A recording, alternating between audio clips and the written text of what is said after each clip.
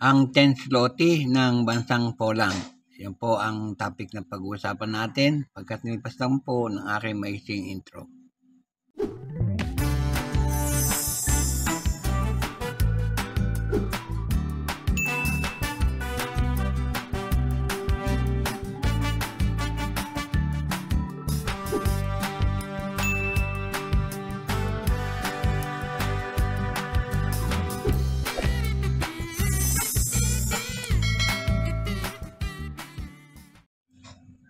Magandang araw po sa inyong lahat, lalo na sa aking mga kabarya at kapwa kolektor. Sa lahat po ng senior citizen at mga silent viewer, maging sa mga kaibigan natin dyan. Magandang araw po. Ngayon po ay mayroon tayong coin dito ngayon. Ang 10 zloty ng bansang Poland. Pag-usapan po natin.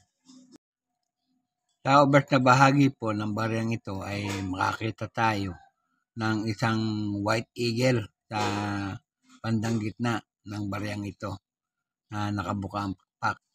Yan po yung national coat of arms ng bansang Poland. At yung pong nakapaikot na salita ay Polska Rzeczpospolita Ludowa. Yan po. Sa ibaba, yung petsa ng pagkakagawa, 1987. Yan po. Kung ita-translate po natin yan, ay ang translation po niyan ay Polish People Republic. Yan po. Ang engraver na po niyan ay si Stanislawa Wadrowska Print. Yan po. Kahirap banggitin ang pangalan nila dahil sa Polish. Sa reverse na bahagi naman, ayun, makikita natin ang denomination. Yung malaking denomination, 10 zloty. Yan po. Ang engraver naman po niyan ay si Ewatir Karpinska. Yan po.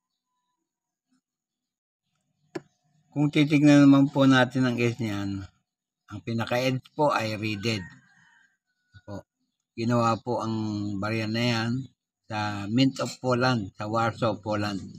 Gumagawa na po sila ng coin doon magbuhat 1766 hanggang sa kasalukuyan. Ito nga pong baryang ito ay nagmula sa bansang Poland.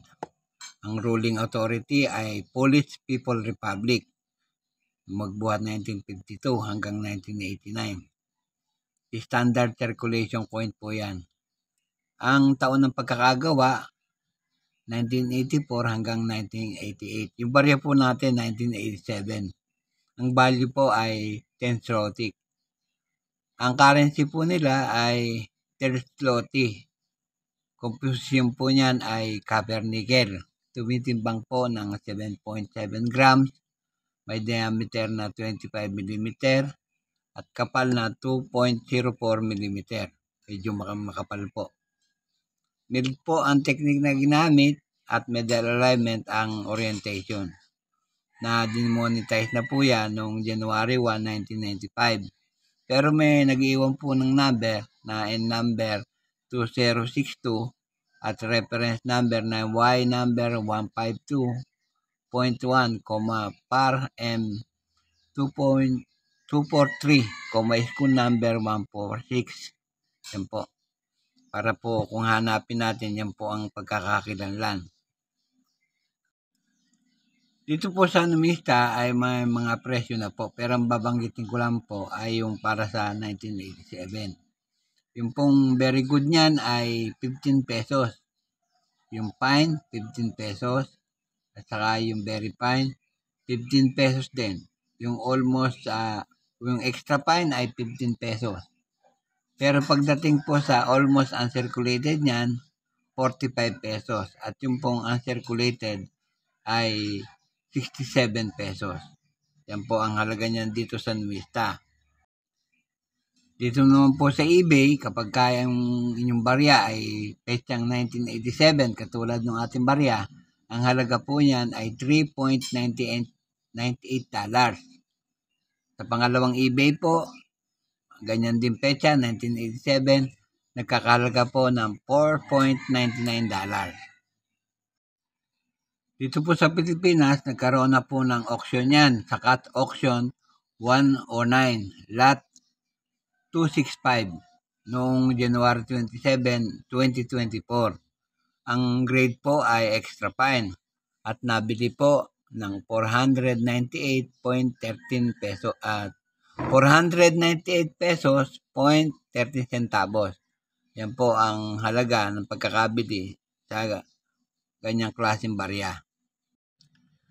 At bago po ako matapos sa aking content ngayong araw, gaya ng dati, nais ko po muna kayong lahat pasalamatan sa inyong walang sawang panonood sa aking content. At shoutout po sa lahat ng aking kabarya at ng kapwa kolektor.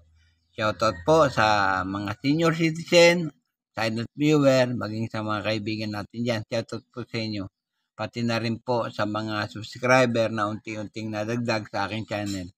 Shoutout po at maraming salamat po sa inyong lahat. Walang tigil at walang sawa po ako nagpapasalamat sa inyong lahat sapagkat nandiyan pa kayong palagi at nakasubaybay sa aking channel. At sa huli ay masabi kong mabuhay tayong lahat.